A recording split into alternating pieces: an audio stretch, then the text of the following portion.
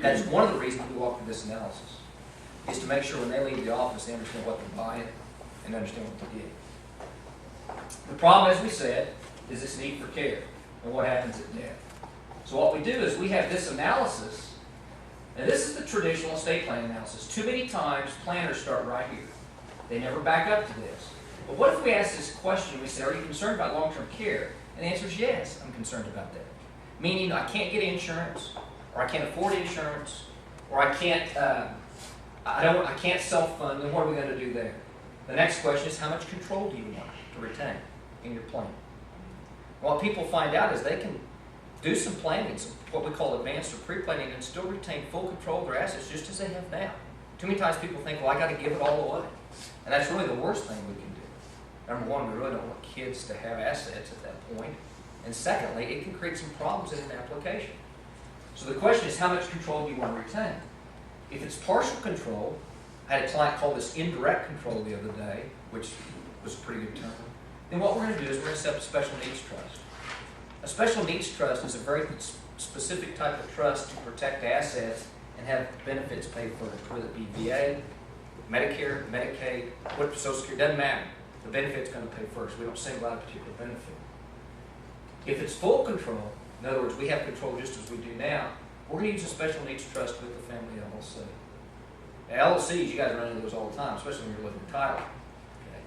Okay. We're using LLC in a different context. We're using it to separate control from ownership. We're using it to keep the ownership in the special needs trust, but keep the control with the parents. So they have just as much control. This is really a function of the farm family. When we started doing pre-planning, we were doing a lot of this. And I had the farmers come in and say, you know, I've got control over the trustees, but I'd like to be the one with full control just as I am now. And that was what gave the advent to this right here. And that's what started doing. Questions at this point? Yeah, when you have farms that are still mortgaged, which is something that we ran into with my dad. We continued to farm after Dad died, and he was gone in about 6 months, but our land and assets were in a trust for us kids. And not that we needed to sell anything, but after it was all over, we did have to reduce some of Dad's debt. It was a little tough. I mean, there may have been something we could have done earlier, or maybe something we could have done differently, but we just had to sell a couple of properties in order to pay down some debt. And this will function. What people will do is they'll come in, and if you look at this chart, every time I have a client come in, not every time, but about every time, we walk through this chart. Because what I'm trying to do, I tell them, it's very simple. In order to try to get you what you want, I'm going to ask you 3 questions. And depending on how you answer those questions, it's going to tell us what we need to do. I'm not going to tell you what you need until you answer those 3 questions. Because the point of you being here is to try to get you what you want. So I start here and ask them this question. And if they answer it no, some will say I have long-term care insurance, or we're going to self-fund, okay. Then we're going to be over here and we're just going to be talking about the traditional estate planning. Others that say, well, and some haven't even thought about it. They'll say, gosh, and how much is it? Well, that's about $4,000, $5,000. You can see them start calculating in their mind about how quick it's going to go, how they can be in jeopardy. Then what happens is we start talking about this over here. Some people think that the Medicaid discussion or the VA discussion, whatever it is for individuals that are 70, 80, 90, and it's not. We're starting to see a large number of people that are what I call younger, meaning 50s, 60s. The youngest I've ever done a plan for is age 45. And he told me I could mention his name. His name's Sean Vossler, Director of AARP. Okay. He's the youngest we've ever done a plan for. But we've had a number of them around that age. But a lot of people are coming in there 50 and 60, that age frame. We're starting to ask these questions, and it's pushing those issues to the front where I think they should be, because now's the time to plan for it. And so what will happen is they say yes, then this stuff right here is built around that estate planning. In other words, it doesn't replace the estate planning. It's kind of like building a house. You got to start with your estate planning trust. You got to add on to it.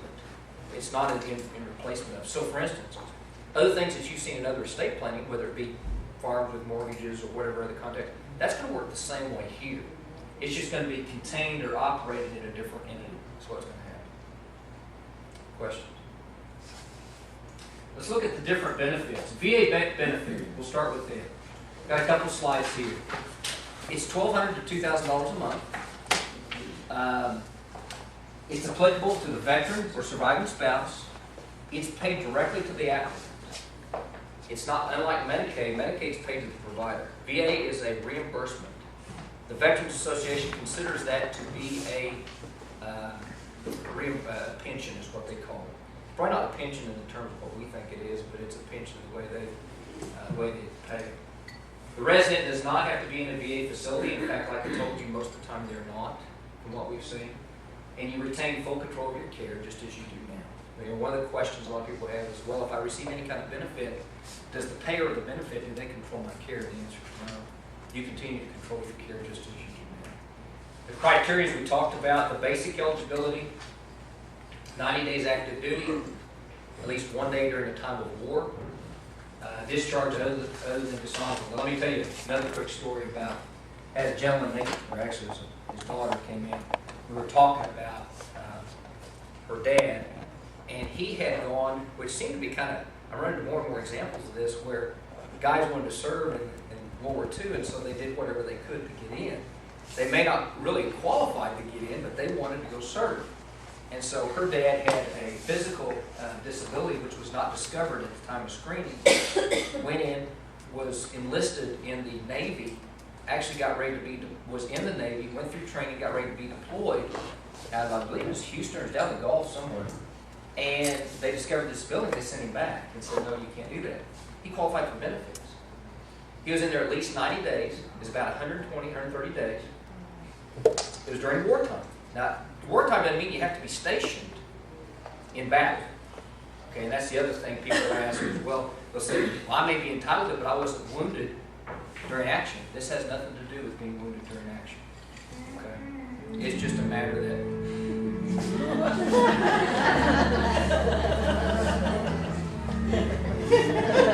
I don't know that I've ever danced during this thing, but I'm going to heal you. As long as y'all will tell my wife that I've danced. She swears I won't dance. I got to go on the next slide. I forgot what it is. Financial eligibility. Income, it's got to be less than the cost of care. And when you do that, you exclude, like, they only look at Social Security and pension income.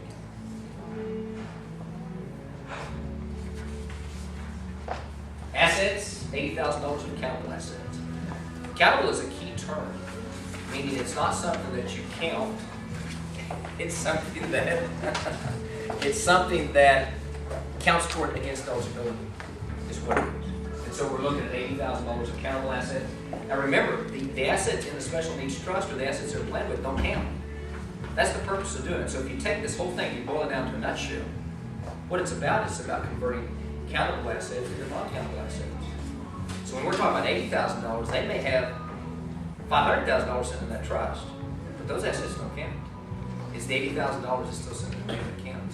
That's why when I told you earlier that clients with net worths from $50,000 to $3 million have qualified for benefits, we know that because we've done it. People will ask me, how in the world can they qualify for those benefits? I thought they couldn't own anything. It's not a function of what you own, it's a function of your countable assets. Okay? Exempt assets, there's some of the ones that don't count. Home is a good example, car, assets in special needs trust, and assets in a VA qualified LLC. Don't count. Medicaid benefit.